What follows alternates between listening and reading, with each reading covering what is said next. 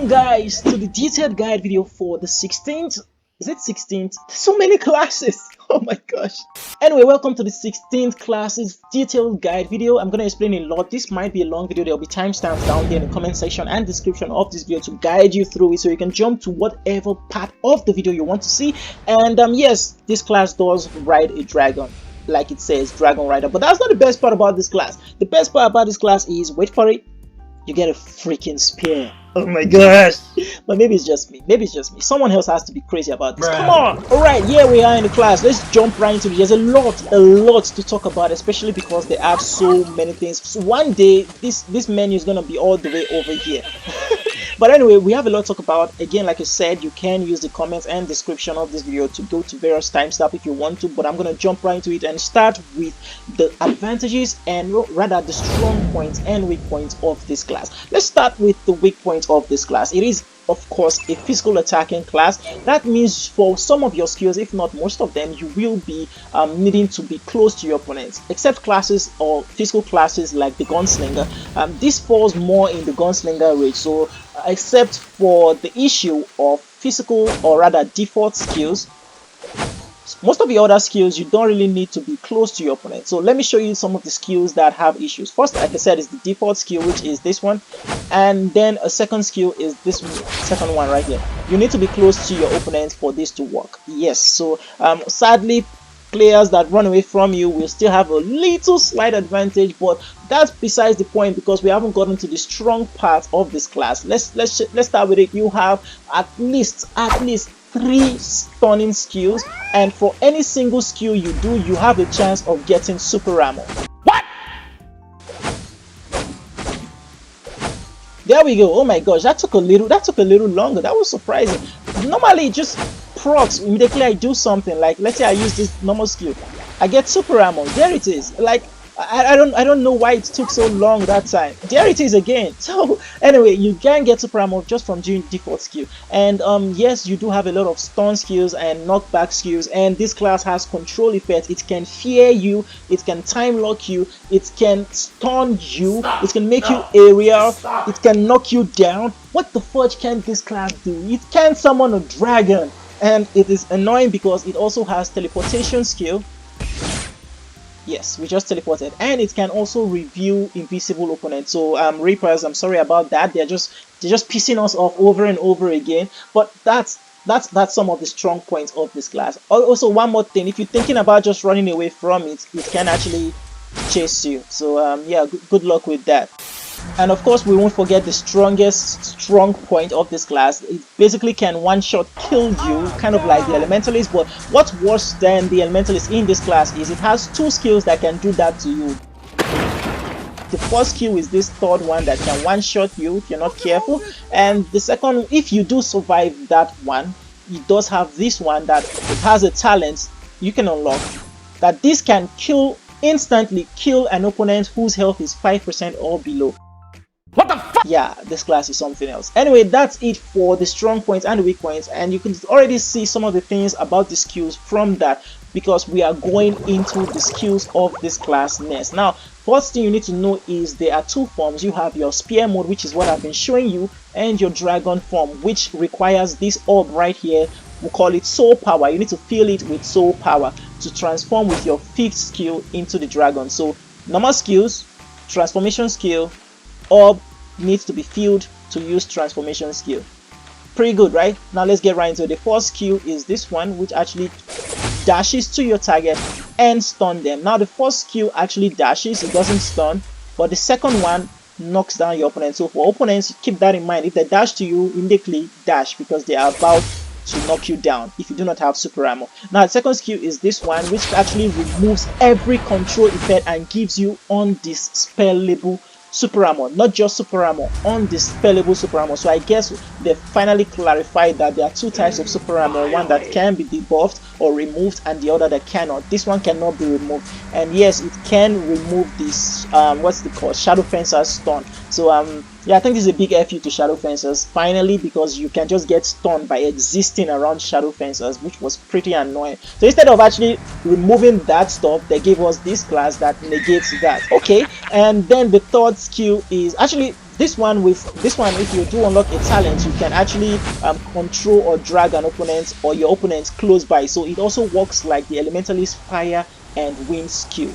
So yeah, that there is that as well. Then we have the third skill, which throws the spear. You can drag it and time locks your opponent. If an opponent is hit with that without super armor and you are using the right build, you can time lock your opponent. When I say time lock, I mean your opponent becomes frozen, but not normal frozen. It's just stops. They can't do anything. They can't use any skill. It's the Angel's ability. So we've seen so far the Blade Master's dash, and then its flash stun. We've seen the Elementalist Fire and Wind skill, and now we've seen the teleportation and Angel's teleportation ability of the Reaper and Angel's stun ability. So that's pretty fun. Now let's move on to the other one, because as you can see, each of my skill is increasing my soul power gauge in this orb, and now we can actually transform when it is filled up to the dragon state, and the dragon state also has various other things. Now one thing you will note is, as I am here, my EX isn't showing. This class has 2 EX, but I will get to that when I'm explaining EX real quick, so just take note about this right now. Now let's go to the dragon form. In the dragon form,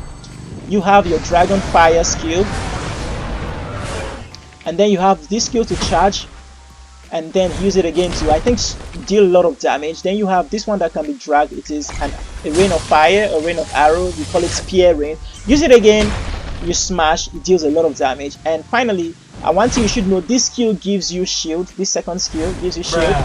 And changing to the dragon gives you shield. Changing from the dragon gives you shield. And each of your dragon skills consume a certain amount of soul power. That is this orb here. So now that we've explained all that, one thing you should know is that is a big ripoff from the skateboarders' ability to gain shields from switching to their bow mode. So yes, we have the Blade Master skill, we have the Elementalist skill, we have the Reaper's teleportation and Angel's lock, and we have Skateboarder's shield. So that's your new class, Dragonriders there.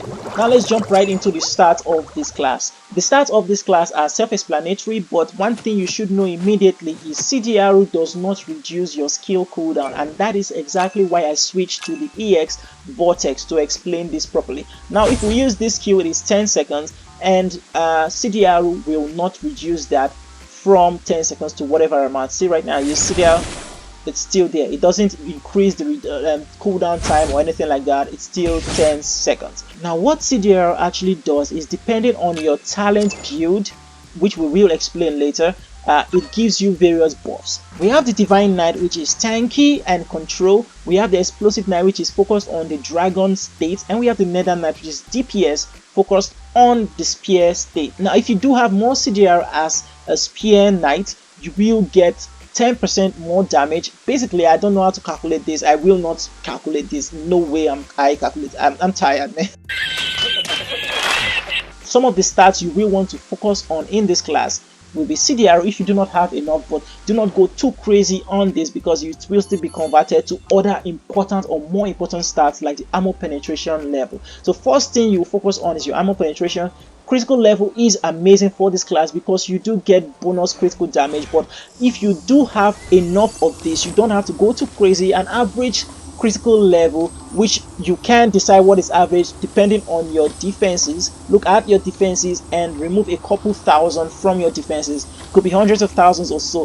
That will be an average. So average for me will be like 400 to 500,000 because my defenses are 800,000, right? And then I have 600, so my critical level is above average based on this. So basically what you want to have is armor penetration level, increase your critical or have a little above critical level. Then you want to make sure your MS is just okay.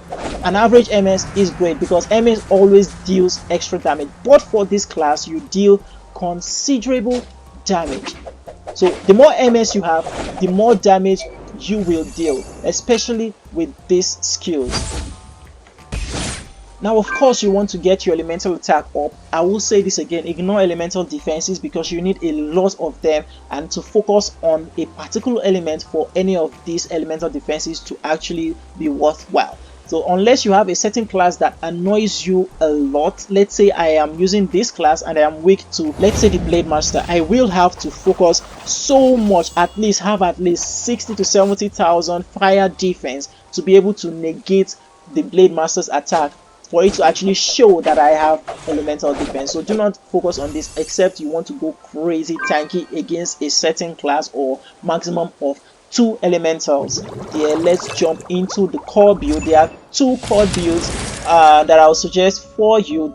The first one is actually the normal core build I suggest, and I think the best core build, because you do not want to be switching between gems or cores whenever you switch classes. So go with the 9 fire, which is the balanced build. 9 fire, 5 water, and 2 wind. So 9 fire for your damage, 5 water for your armor penetration, and CDR. This will give you both of them, and 2 wind for your critical level and multi-strike. Now if you want any more of these stats, let's say you have or really need multi-strike and critical level because your armor penetration and CDR are already okay, you can go ahead and switch from this 5 water to 5 wind and then 2 water over here, and just try and balance it out. If that is too much, I won't advise this, but if that is not enough, you can make this 5 wind. I won't advise this again, but you can make this 5 wind. So the first build is the balance build, and the second build is actually depending on your stats. Now, can you use earth? Probably.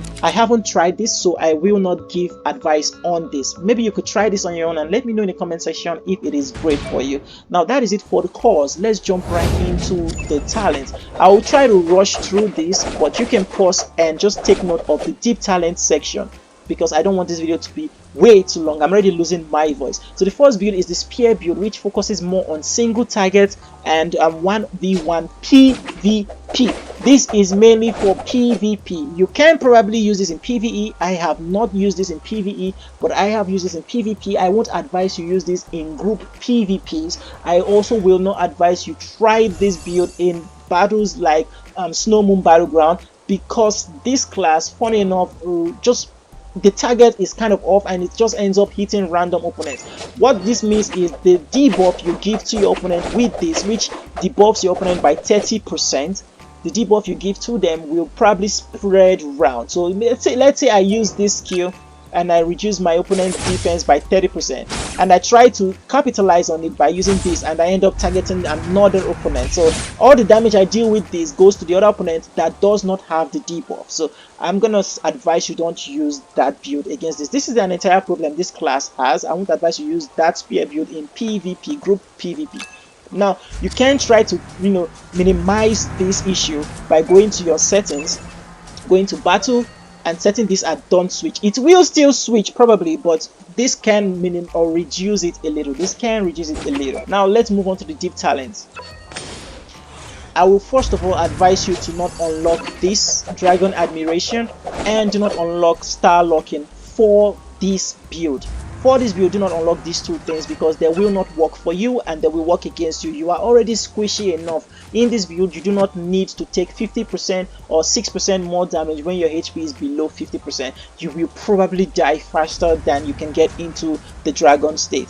Now, what you will want to use will be this. You can just copy exactly what I have, and the buffs, or the rather points you will have used in this section, you can remove them and slot them into something like this cavalry charge and this shadow on the moon. Now that I've explained that, here are the deep talents.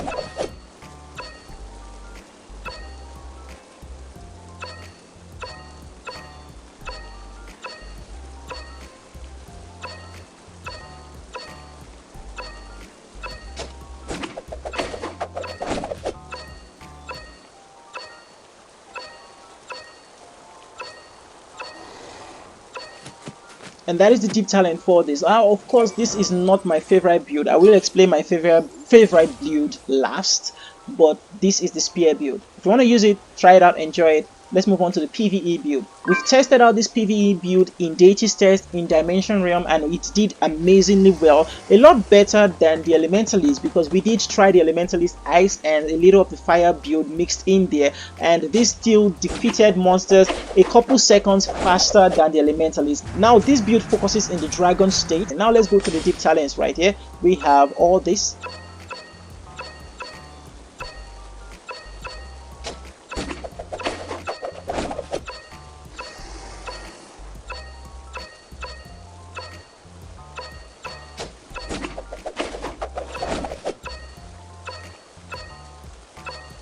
Now again, if you are using the Divine Knight build, which the next two builds I'm going to talk about are, this will be amazing for you. Also, do not use this as well, but because this is PvE, you can risk this actually, depending on the PvE you are participating in.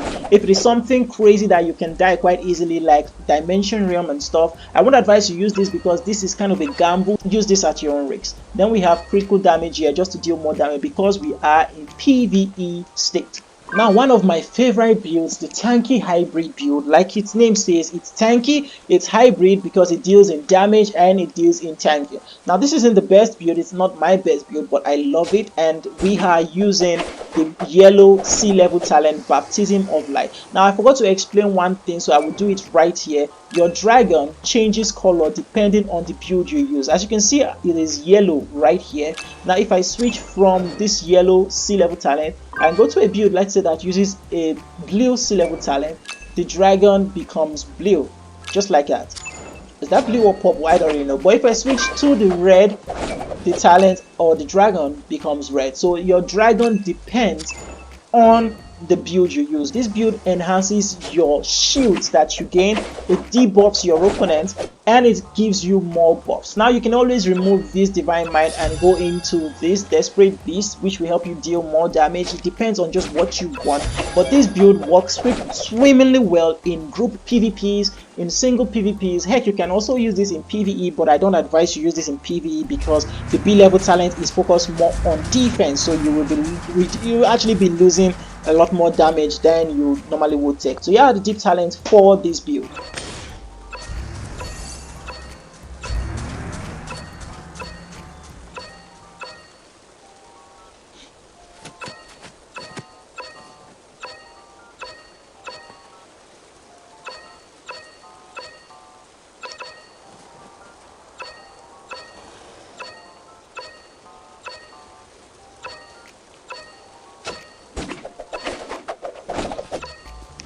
Now that we've talked about the three builds, let's jump right into the final build and my favorite build out of every single one of them, the Divine Meme build. Now, you'll be wondering why I named this build like this. If you check out the live stream, you understand more. But this build was supposed to be a meme, but it was more surprising than funny because it actually performed as well as this, and if not even better than this, and I was able to one-hit kill my opponents a lot more and survive a lot more in battlegrounds. Use this if you want to one-shot kill opponents. This is amazing. Also, this still works in this build. I'm not saying this doesn't work, this still works in this build. Chat suggested this one is better as well. They tested it. I'm gonna believe chat in this. If this doesn't work out for you, blame chat. Okay. There's one thing I forgot to mention when talking about skills. I might not have mentioned it earlier because I've done a couple takes. But as I'm fighting right here, you see there's a charge building up right down here. This charge is actually being used by the third skill. You actually gain swords when you use this first skill, right? So when you use this first skill, you gain swords. I've gained the second sword, that's 2 swords. So every time I use the first skill, I'm gaining more swords. Those swords, I'm going to call them Azurim Mark. Now when we switch to the dragon form, these swords actually disappear, right? Because it's actually used to buff us right here. But one funny thing is when we go back, we have our sword, and when we use this skill, it consumes all those swords and deals an insane amount of damage to our opponent, which can actually one-shot kill our opponent. Now that is what you want to know. Now this build, this Desperate Beast, is actually buffing that our one-shot kill skill by 30%. So let's jump into the deep talent for this build.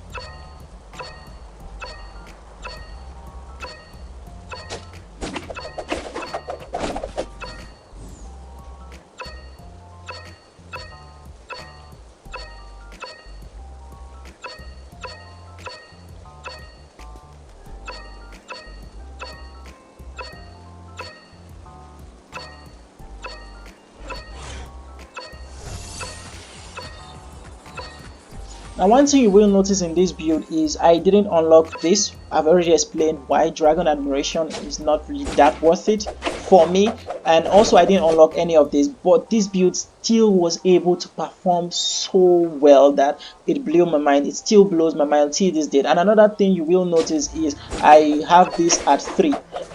It's supposed to be 5, like maxed, but I kind of unlocked one of these builds by mistake, and I was like, you know, screw it, I'm just gonna max it. It doesn't matter, it's still great because it increases our armor penetration level. Now let's go to EX. We have two EX, Furious Dragon Flame and Silent Tomb. What you should know is Furious Dragon Flame, I'm going to say this right now, is perfect for PvE because opponents won't run away from you when you are in your dragon state, and it also makes sure we deal critical damage all the time. You can use this in PvP, but if you are using this in PvP, you have to be super lucky your opponent doesn't run away from you, and probably it has to be the first thing you use when you go to dragon form, just so you can proc it and deal as much damage as possible. But you can also use this for group PvP because it's going to be chaotic and people won't really expect a big ass dragon to just show up behind them and spill fire on them.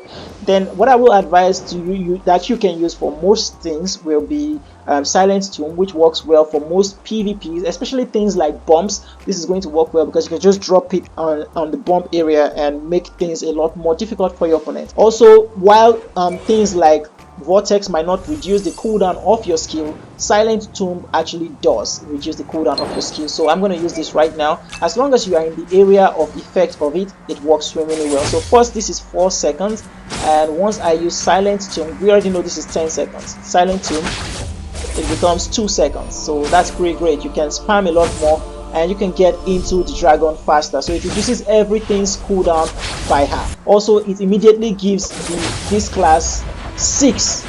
You immediately get 6 spears with this stuff, which means immediately I use this, I can judgment spear you and deal so much damage. Now one more thing you will notice with the EX of this class is right now I'm using the green one and it shows here, but when I switch to this Furious Dragon Flame, it actually doesn't show right down here.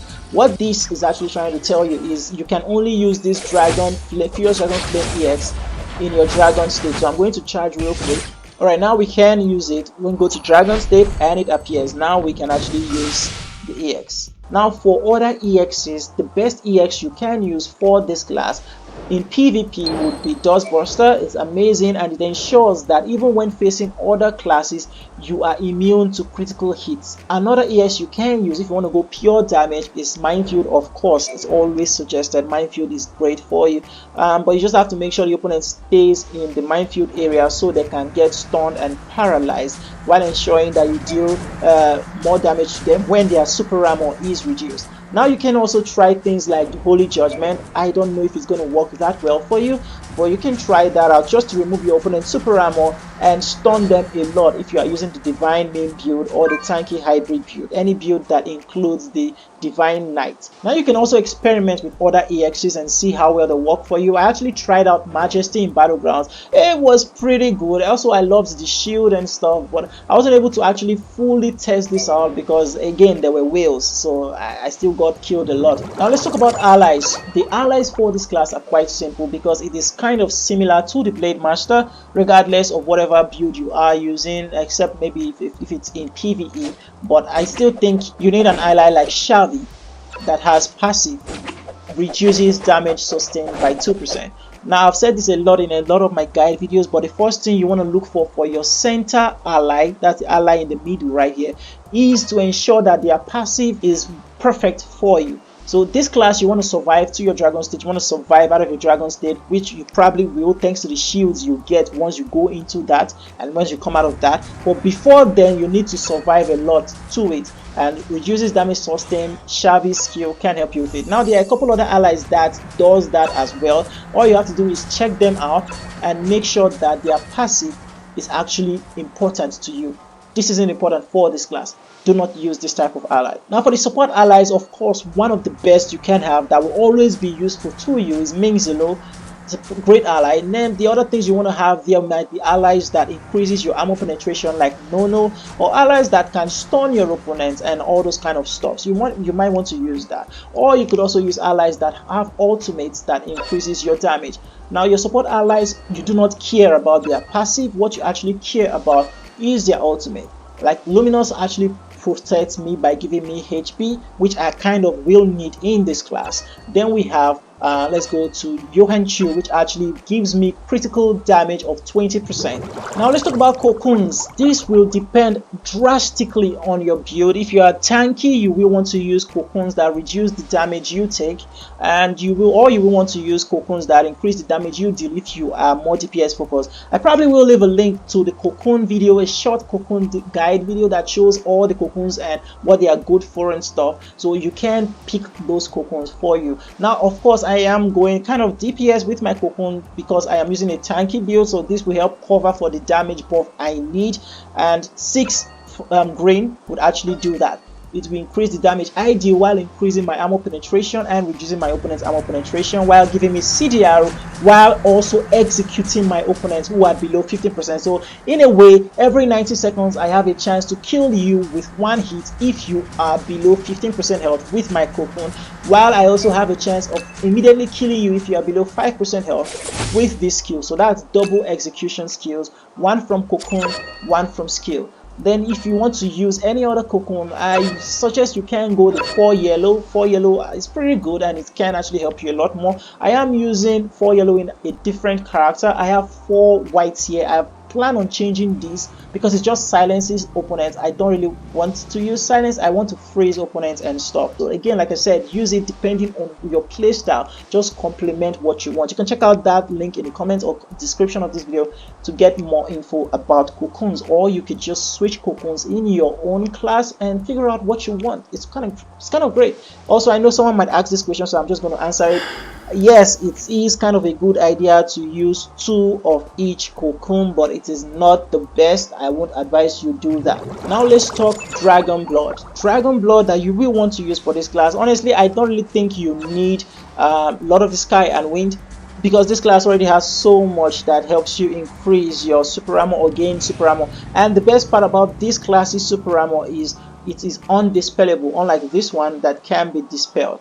It can come in clutch by helping you to remove control effects when your number 2 skill that does it for you is on cooldown, but it won't really be of much use to you in battles. Now, what dragon will I suggest aside from Lord of the Sky and Wind? Let's keep this in a corner, and let's say you will want to use, funny enough, this. I will advise this. Let's go back to the basics. Purple dragons are kind of great. So this one increases your critical rate and critical damage. For those that really need critical level, you can use this to compensate. And with just 24% critical damage increase, I will already be at 184 critical damage percent here.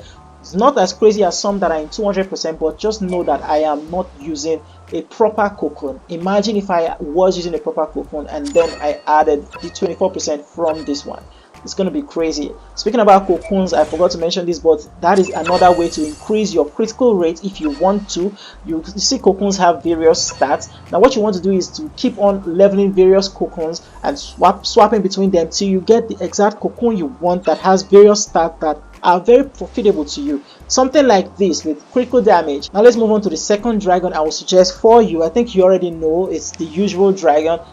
Is a serpent tail, which reduces your opponent's defense by 12% for 12 seconds. Now you can use some other dragons or dragon bloods that will help you, like this Fenrir that will give you shield. It is pretty great and very helpful. You can also go crazy and just try out Norton, but I don't really advise this. I don't really advise this, but you can try this. Now let's talk about gears and 7 sins. So first we'll talk about Draconics. I think one Draconic that you should have with this class is Whispers of the Ancient God. Is always going to be useful for you, because if I switch from it to, let's say, Find Weakness, and let us go, although I do get more rating, but let us go check my EX right here, and we can see Dustbuster still makes me immune to crits, but there are some things that are actually here that are actually hidden, and I can't unlock them until I have leveled up so much. I'm already at EX level 111, so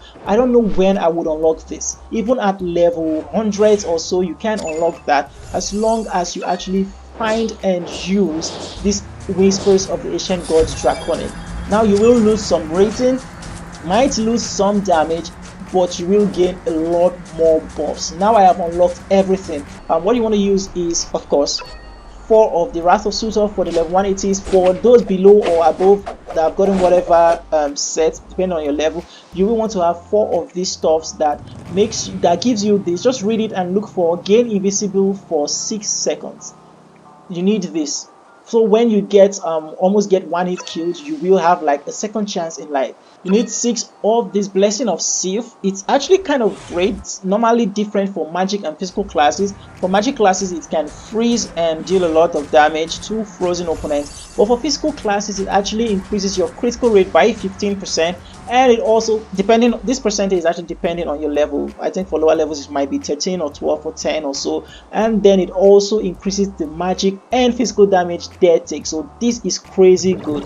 Now for 7 scenes, I tried out various 7 scenes with this class, and I think the best 7 scene that you can have with this class depends on the opponent you are facing. If you are facing a Blade Master, the 7 scene like Pride will be great to help you remove the Blade Master's super armor quickly, so you can stun them a lot easier while also dealing, helping you deal more damage to them. If you are facing a Will, of course, Envy is kind of okay, but it's not good until you have upgraded it a lot higher. So just unlocking the Broken Mirror isn't good. You actually need to unlock Defiance, and even go, if you can go further to Dragon's Rage, that's when Envy becomes perfect. So for now, I won't really advise Envy. I'll just advise Pride. Pride is pretty good. And then we have Filth. Pride and Filth are pretty good for you. I won't advise Wrath because you don't really have much healing, and it's quite dangerous if your opponent runs away from you. Yeah, I don't think there's anything I missed. So I think that's the detailed guide for this class. If you have any questions, comments, suggestions, or requests, please drop them down there in the comment section. I read all of them. I'll respond to you if needed, or make a video if necessary. I've been talking for over an hour, so please guys, leave a like, drop a comment, subscribe to the channel for more content. I thank you so much for watching this video. I'm tired. I need water. Is it better than the Elementalist? I don't know. I can't say for certain. But so far, I love this class. Not for the dragon or anything. The dragon is amazing, but just this spear, it has me sold. I love it. So anyway, use the class you love, use the build you like, but just make sure that you're having fun. Thank you so much for watching, and take it easy, guys.